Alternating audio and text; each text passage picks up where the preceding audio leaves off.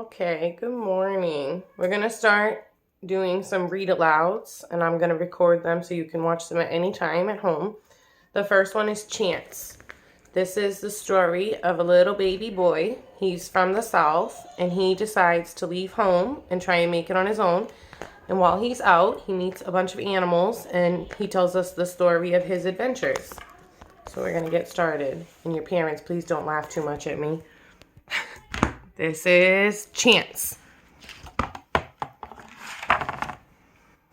I was born in the middle of a marigold patch on a farm outside of Rosedale. Ma told Pa, gonna chance weed and marigolds and hope this baby don't pick today to be born. But I did. So Pa named me Chance. Rosedale was hot and buggy as summer burnt to a close. Made my diaper all itchy, but Ma frowned on me, leaving it behind.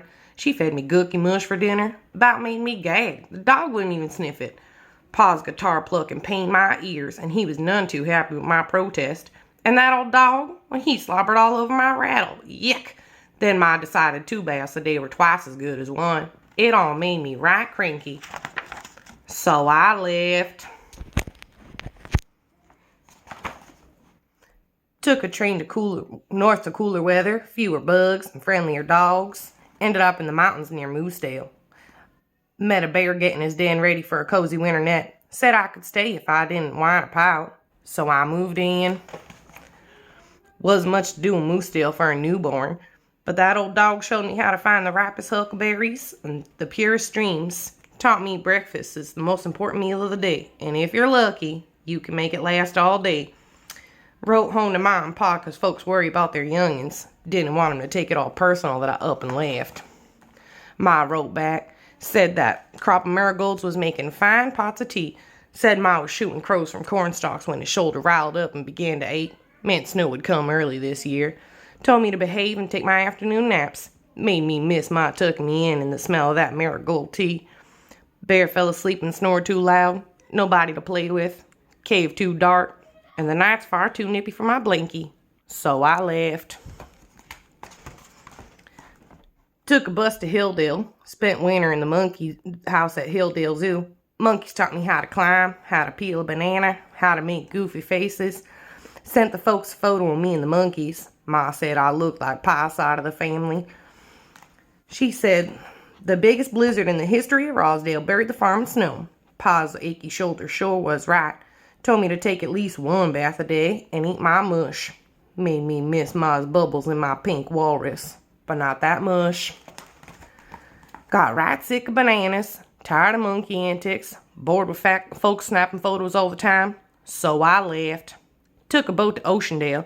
Found a rocky beach busy with sea lions. Said I could stay if I liked to fish. Sea lions taught me how to swim and how to bark in complete sentences. Taught me to take turns on the slide and not quibble over my share of snacks. Spent the spring watching mama seals with their pups. Barking songs to the sea. Made me downright lonely. Started to miss Pa's guitar plucking on those 3 flat strings. Miss my laugh so much, I called home instead of writing, just to hear it one more time. Ma was right proud to hear her little Chance talking so well. Told me Pa's old dog's been moping since I left. Said careful not to swallow fish bones, and don't take a dip after eating. Rains came, beach got soggy. Didn't bother them sea lions, bothered me. So I left. Caught a ride to Stonedale. Found a cool cave near a tall cactus. Rabbit taught me how to tell weed from a taste of marigold. Lizard taught me to stay in the shade when the sun's beating down hot and shimmery. Hawk taught me how to tell tomorrow's weather by looking at tonight's sky. Wrote home to tell Pa he didn't need aches and pains for reading the weather no more. Not with the sky spelling it all out for him. Ma wrote back. Said it was night time to plant her marigold patch again. Said that old dog's been sleeping in my crib like he's missed me as much as she is. Then Ma said, I love you. Made me feel like I choked on a whole bowl of them fish bones. Ma said if I'd think on coming home, she'd bake me the sweetest birthday cake Rosedale ever saw. Said she'd spoon on chocolate frosting thickness of pumpkin stem. Sprinkle peppermint candies on top.